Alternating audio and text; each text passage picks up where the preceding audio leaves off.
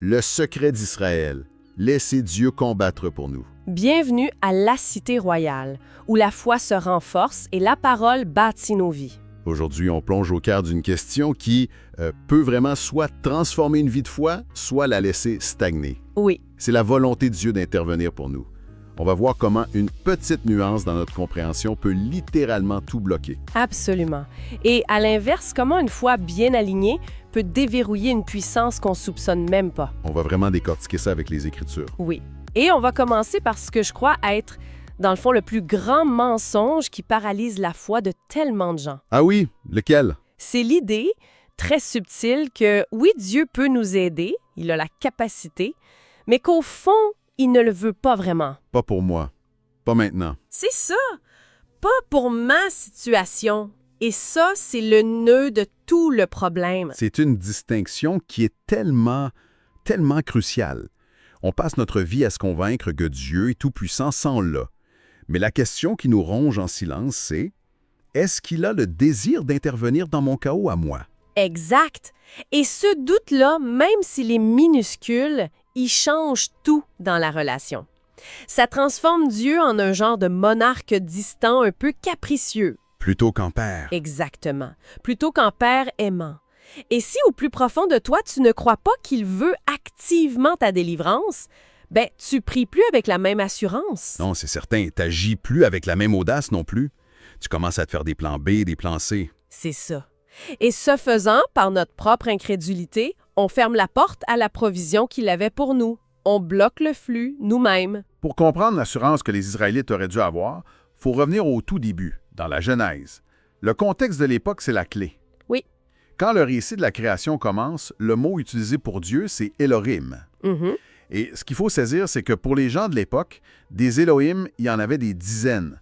Baal était un Elohim, Ishtar était un Elohim. C'est un terme générique pour divinité, dans le fond. Exactement. Et le génie du récit de la Genèse qui était transmis oralement, là, c'est sa pédagogie. Le conteur commençait pas en disant « Laissez-moi vous parler de Yahweh ». Non. Il disait « Au commencement, un Elohim créa les cieux et la terre ». Et dans la tête de l'auditoire, la réaction c'était « OK, un Dieu créateur, on connaît ça, le nôtre en fait ça aussi ». Oui, c'est une histoire qu'ils ont déjà entendue d'une certaine façon. Tout à fait.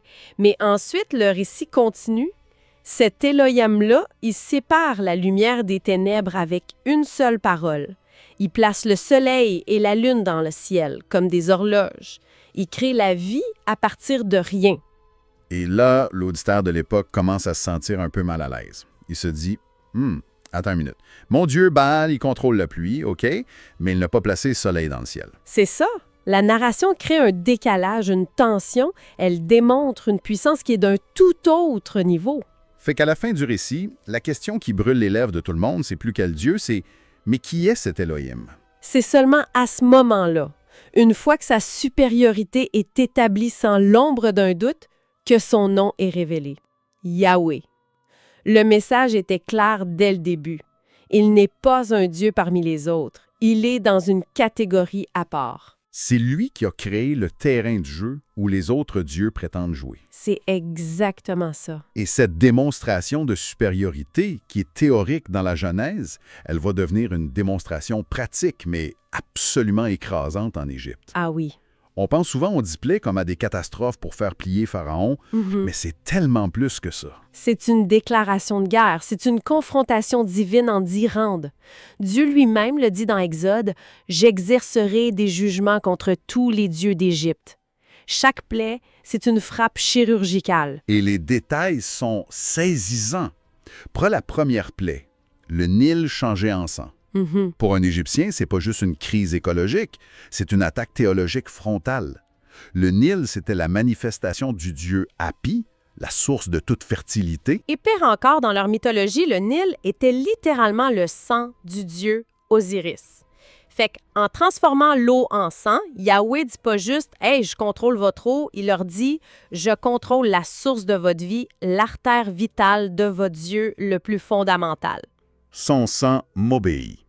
C'est puissant. C'est très puissant. Et l'invasion des grenouilles, c'est presque ironique. Oui, la déesse de la naissance, Eket, elle avait une tête de grenouille. La grenouille était son symbole sacré. Et que fait Yahweh? Il prend ce symbole de vie et de fertilité, puis il le multiplie à un point tel que ça devienne source de mort, de dégoût. C'est une humiliation publique pour Eket.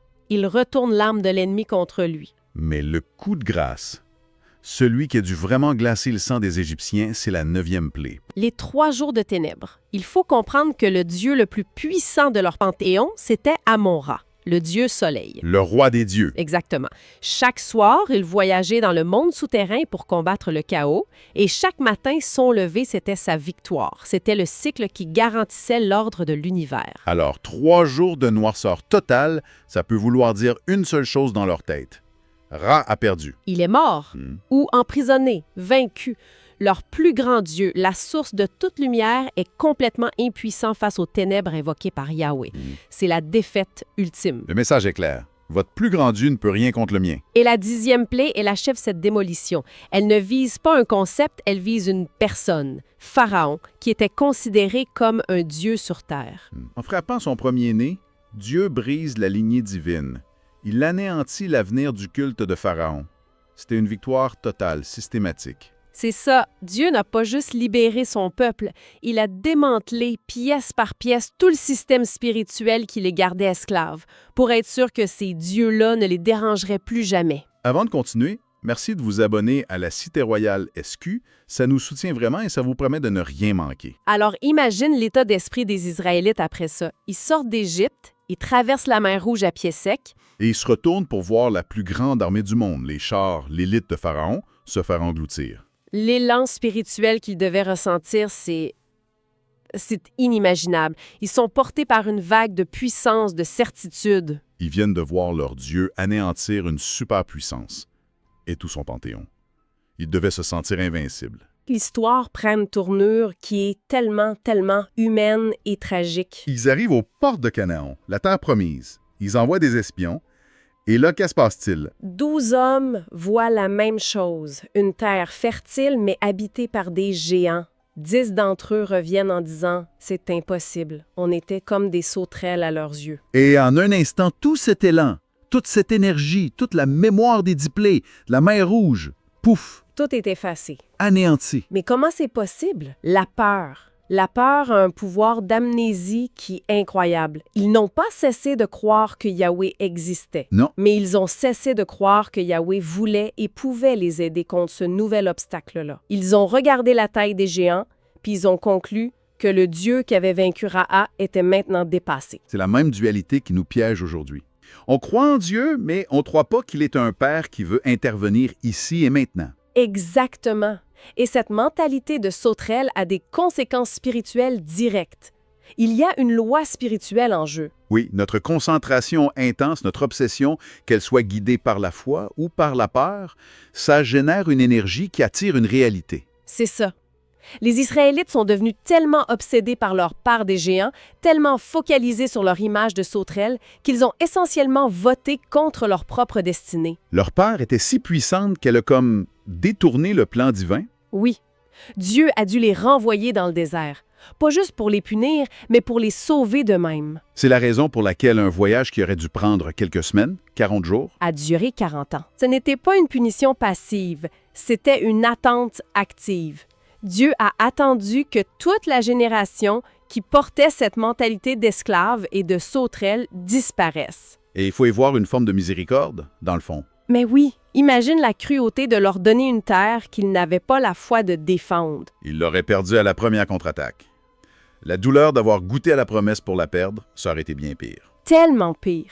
La durée de notre propre désert dépend souvent de ça, du temps qu'il nous faut pour développer la foi, non seulement pour recevoir la bénédiction, mais pour la conserver. Et Dieu, dans sa sagesse, sait quand on y est prêt. Et pour nous amener à cet état, il utilise différents parcours, différentes onctions. On en voit 2 archétypes très clairs dans les Écritures. Oui. Le premier, on peut appeler ça l'onction de David. C'est le chemin de celui qui est toujours choisi en dernier. Le petit berger oublié par son propre père. Il n'a aucun CV, aucune qualification pour être roi. Aucune. Sa force vient pas de ses compétences, mais de son sentiment profond d'indignité. Il sait au plus profond de lui que s'il réussit quoi que ce soit, c'est pas grâce à lui. Sa dépendance à Dieu est totale, elle est naturelle. Et pour les David, l'arme secrète, c'est la louange. Oui, parce que la louange, c'est une déclaration constante de cette dépendance. Et à l'opposé, on a l'onction de Joseph. C'est le chemin de celui qui est né avec tous les dons. Il est intelligent, charismatique, il a des songes prophétiques. Dès son plus jeune âge, il sait qu'il est appelé à de grandes choses. Son combat, c'est pas l'indignité, c'est l'orgueil, l'autosuffisance. Il est tellement doué qu'il pourrait réussir plein de choses par ses propres forces. Alors que fait Dieu? Il l'envoie dans la cisterne, en esclavage, puis en prison. Pas pour le briser, Non, pour lui enseigner la seule chose qui lui manque, la dépendance totale. exact. La prison devient son université qui lui apprend que ses dons, sans la faveur et le timing de Dieu, ça ne vaut rien. Deux chemins radicalement différents, David et Joseph. Mhm. Mais qui convergent vers le même point, un état de dépendance absolue. Que Dieu doive nous construire à partir de rien, comme David, ou nous déconstruire pour nous rebâtir comme Joseph, le but final est le même. C'est la seule posture qui nous qualifie pour entrer dans la promesse, Et la gérer. ce qui nous amène à la clé, le grand secret pour entrer dans notre terre promise. Et c'est pas ce qu'on pense, ce n'est pas un processus d'addition. Non, on n'y entre pas en devenant plus intelligent, plus fort, plus stratégique. C'est un processus de soustraction. Un dépouillement. Oui. Pour entrer dans la promesse, il faut laisser des choses derrière. Faut se débarrasser des idoles qu'on transporte avec nous, souvent sans s'en rendre compte. L'idole de l'autosuffisance, cette petite voix qui dit « t'es capable tout seul ». L'idole de l'argent, du statut. C'est ça. Et cette soustraction, ça ne concerne pas que nos mentalités. Parfois, il faut laisser derrière soi l'ancien équipage. C'est-à-dire les attitudes, les croyances limitantes et même les personnes qui, par leur incrédulité, nous ancrent dans notre désert. Perspective. C'est une pensée fondamentale pour finir. Oui. L'accès à ce que Dieu a promis est révoqué si on tente d'y entrer en portant une idole sur notre dos. Le chemin vers la promesse, c'est un processus de suppression. Ou tout ce qu'il y a en nous, notre fierté, notre peur, notre confiance en nos propres forces. Tout ça doit être identifié et abandonné dans le désert. C'est en devenant plus petite, en se dépouillant, qu'on fait enfin de la place pour sa grandeur. Merci de nous avoir suivis. N'hésitez pas à partager cet enseignement autour de vous, à vos amis et à vos proches. On se retrouve très bientôt pour un prochain épisode de La Cité s'édifie, ici même dans La Cité Royale. Soyez bénis.